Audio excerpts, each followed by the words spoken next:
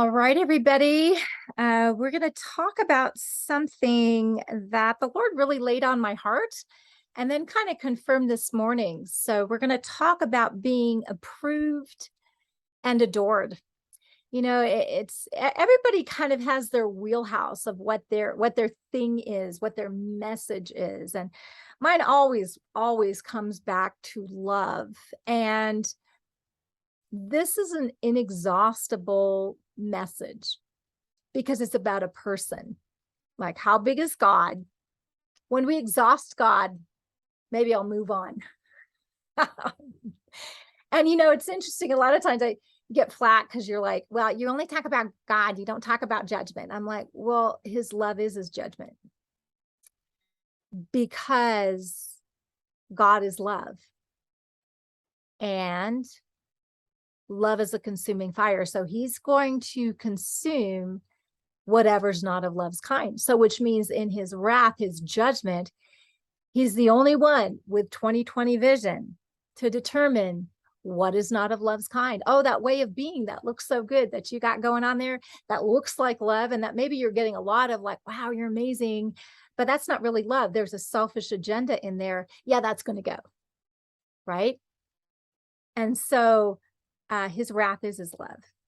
Okay. The word wrath is actually the word orge, and that's passion, intense passion. He's passionate for his kids that are approved, accepted, and adored, and wrathful against everything that molests his kids, lies, darkness, all of those things that defile and mar his kids, right? And so as love, Brian Zahn, I had to do this quote, which was so great. Brian Zahn said, God is love seeking expression. See, a lot of times we think that, okay, God is love, and then he created a bunch of children to worship him forever.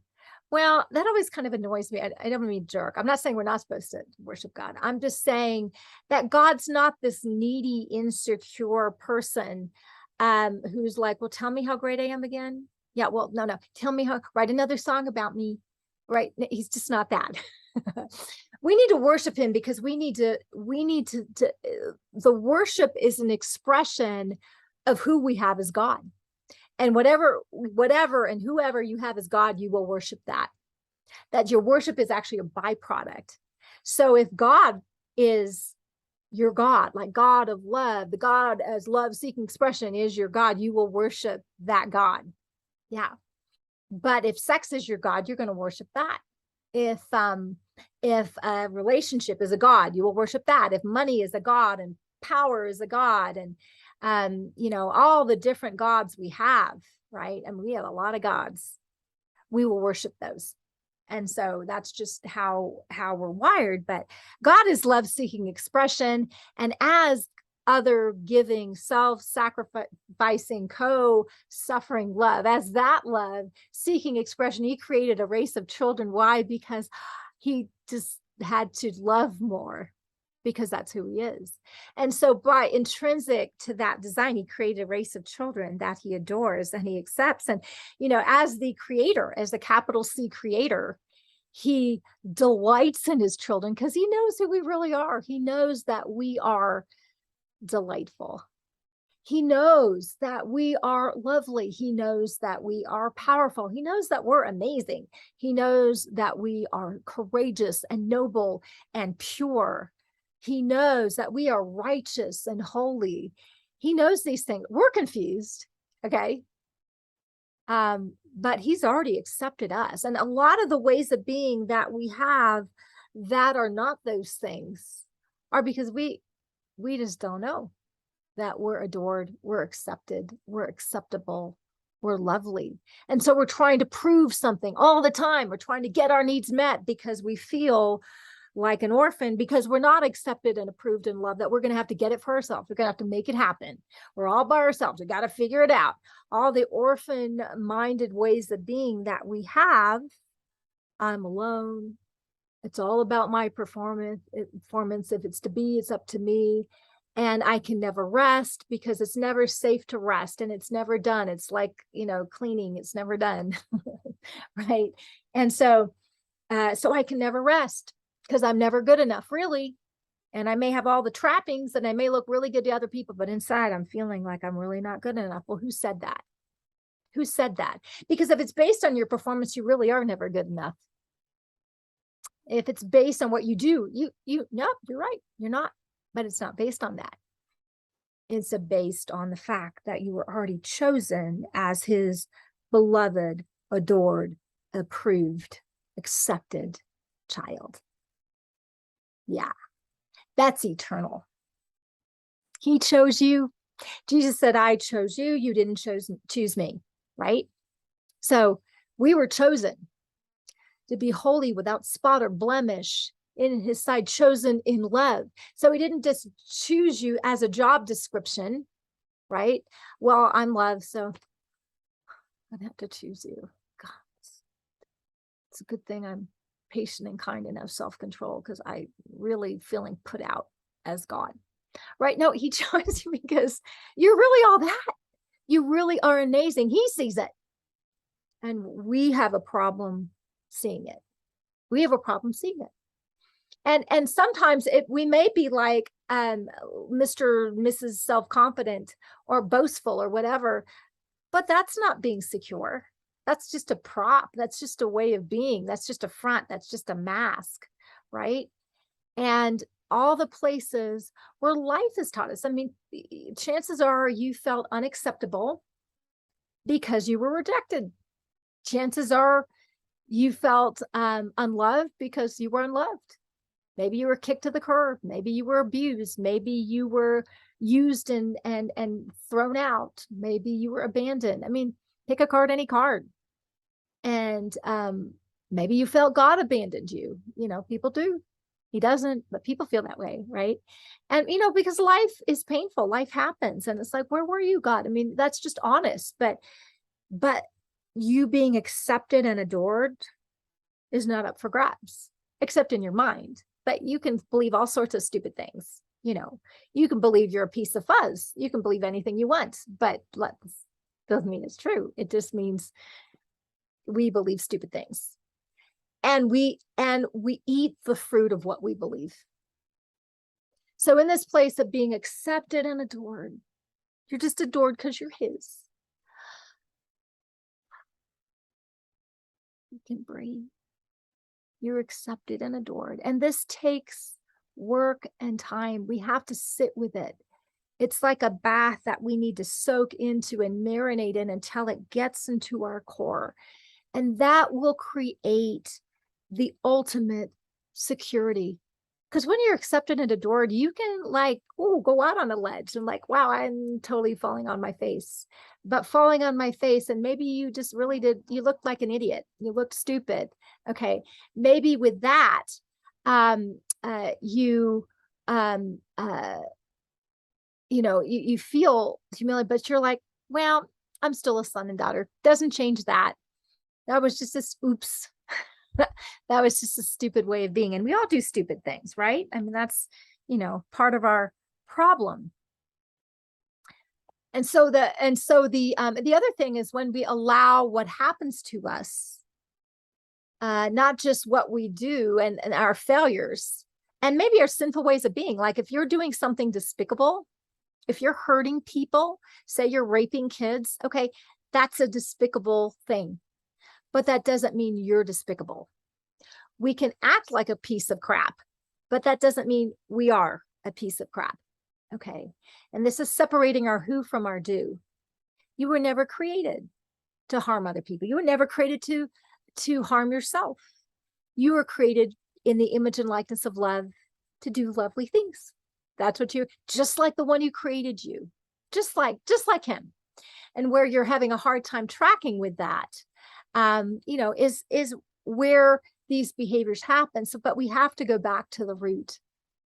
We have to go back to the root, because if you're not accepted and adored in your ugly, you're not accepted and adored. And the reason why the behavior is not acceptable is because you are. So you're acceptable because you're his son and daughter, created in his image and likeness, holy, lovely, powerful, beautiful, noble, pure of heart. Yeah, that's who you are. And this way of being, that is maybe an evil way of being. If you're raping kids, that's evil. It just is. If you are stealing, that's evil. If you are lying, that's evil. If you are, I don't know, pick a card, any card, and pornography, that's evil. But you're not evil. Okay. That's why you feel defiled, because you did something counter to your nature. Your nature is good. And if you buy the lie that that is your nature, that you're going to be really messed up. And the church is really culpable for that in this teaching that we have a sin nature. No, we don't. We have the nature of God in us. Absolutely. We're created in his image and likeness. You were marked by love before you were marred by anything else. So that sin nature was already crucified. The old man was crucified with Christ, and you were resurrected, a new creation, pure, clean, holy, just like the one who created you, just like your daddy, right? That's you. Okay. No sin nature. The ways of being that are sinful, those are mindsets. Those are strongholds that may have a really strong hold, but they're not an identity. And you're coming from this identity to do the good things. What do pure people do? They do pure things. What do lovely people do? Oh yeah, they do lovely things. What do selfless people do? Oh, they do selfless things. What do powerful people do? They do powerful things. What do beautiful people do? They do beautiful things. That's who you are. And that's what he accepts and adores. And so every way that he's convicting you that doesn't look like that, oh, it's because you're beautiful and pure and holy and righteous and lovely and admirable and noble. That is who you are. You're beautiful. You are lovely. That is who you are. So that ugly thing, yeah, that's not worthy of you. And he will be after that. And all these ways of being, because it's not just kind of the behavior, it's these ways of being where I self-protect, where I'm looking at people like, you're going to get me, or I've got to get mine before you get yours, because apparently God's not big enough that we both have. So, right, I got to attack you before you attack me, right? I mean, we have these ways of being, and they're these self-protective ways of being that we learned, that are fallen ways of being, that God is after that. I have to prop myself up with my ministry or my business or my bank account or my looks or my pick a card, any card, right? Okay, right?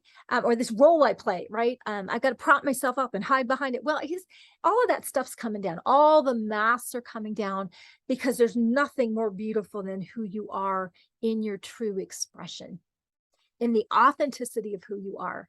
And the things that happen to us will teach us lies about ourselves, will teach us lies about God, will teach us lies about the world and other people. They will teach us. And so we have to get out of agreement with that. We have to get into agreement with what God is saying, and out of agreement with what God is not saying. I was talking to a good friend, and oh my God, he's so beautiful. And, he shared with me, he's Black, a person of color. I don't know if I said the correct thing, but hear my heart when I say it. And that he learned, he was like darker than his siblings. And so he learned to hate his skin color, like to hate it, to loathe it. And I'm like, and then he was picked on and bullied and all this kind of stuff. And this thing that he couldn't receive people's love because he was darker. I'm like, I mean, I understand it, but it's heartbreaking. And he just learned this lie, because I'm this skin color, I'm not lovable. I mean, it's mind blow. What do we learn as human beings, and the bleeding we do, right? And we have to hide behind things. And if it's not a skin color, or it wasn't even just a skin color, it was a skin shade of the color. I mean, which is kind of funny to me, because we're all shades, right? I haven't seen green people yet. We're all shades, but whatever. Okay, whatever. I don't know. Okay. But if it's not that, it's your body type, or what side of the tracks you came from, or your thighs are too big. I don't know. I mean, it's like, whatever. It's or your education. There's always something to hate, or the fact that you were abused, the fact that you were raped, the fact, or molested, or the fact there's something that can lie to us. The fact that you flunked out in school, or that, oh my God, you made 1B. I mean, I remember if I made 1B, it was like the world fell apart. Okay. But if you are what you do and you're not perfect, you're nothing. And really, I mean, that's kind of the lie that I learned. Okay. But I have unlearned it, thankfully, and I've relearned I'm accepted, I'm adored. I just am. It's just a thing. I get to be fat and sassy in being Catherine. I love being Catherine. And I'm glad to say that, because I used to want to be anyone else in the world but me. Like and I was desperate to be anybody else, because that girl was so loathsome. Well, with incest, you learn like you're a piece of meat. And so there's something so evil and horrible about you that this happened to you. I mean, this is how we internalize things as kids. But you have a story where for something has made you unacceptable and not adored, and it's like, that is a freaking lie. It is a lie. And you get to be happy to be you. As a matter of fact, we need you to be you. We need you to love you. The rest of us need you to love you. And you need me to love me. We need each one another to love ourselves. Because it's only when we're settled in that we're accepted and adored, that we can actually truly love as he loves. Because if I'm settled and adored, that I just love myself, I can get my eyes off myself and really focus on you. The reason why God can focus as other giving, co-suffering love, how he can, because he is love. He loves himself. So he's really not worried. Wow, do I look good? Oh my God. If I put on some weight, oh my God, I'm so stupid. I made a mistake. Or, what? It's like, he's just not into this whole headspace of this insecurity. And when I'm focusing on me and my insecurity, I'm not able to focus on like you and really contribute, because I'm trying to like shore things up on the inside, constantly trying to prove to myself I'm okay. And if I have to do that, I know I'm really not. If you have to prove you're okay, you're not okay. And you know it on some level. So the narcissist that constantly has to fluff and buff and suck from other people in order to be important, they're not loving themselves. That's not love.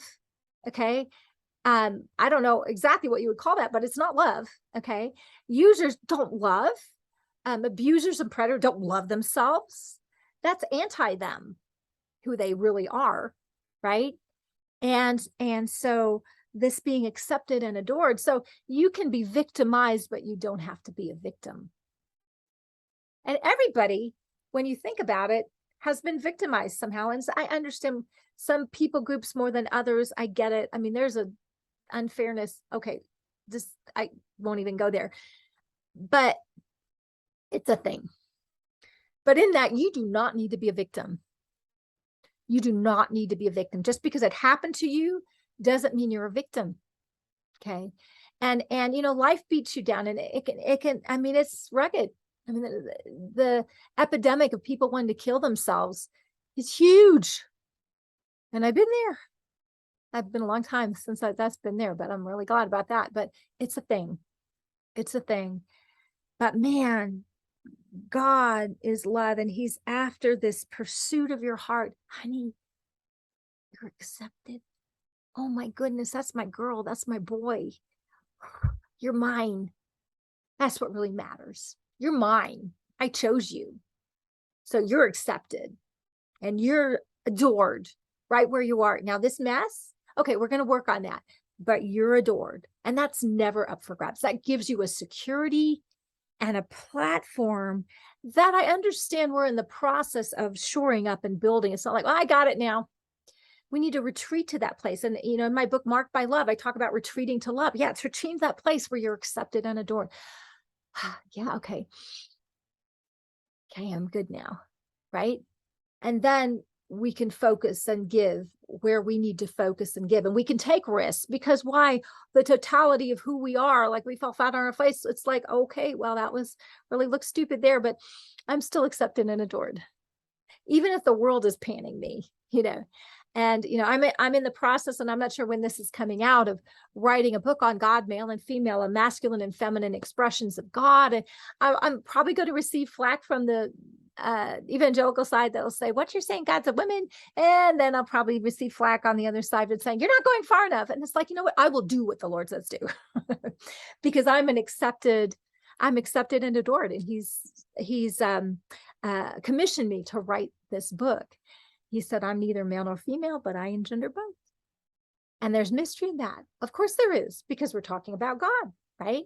But there's also an expression that's masculine and feminine. It's beautiful and it's seamless. And he's greater / she is greater than what we've ever known, And in that, as a man, as a woman, as a boy, as a girl, as I don't know who I am because I'm so confused right now, you are accepted and adored right where you are.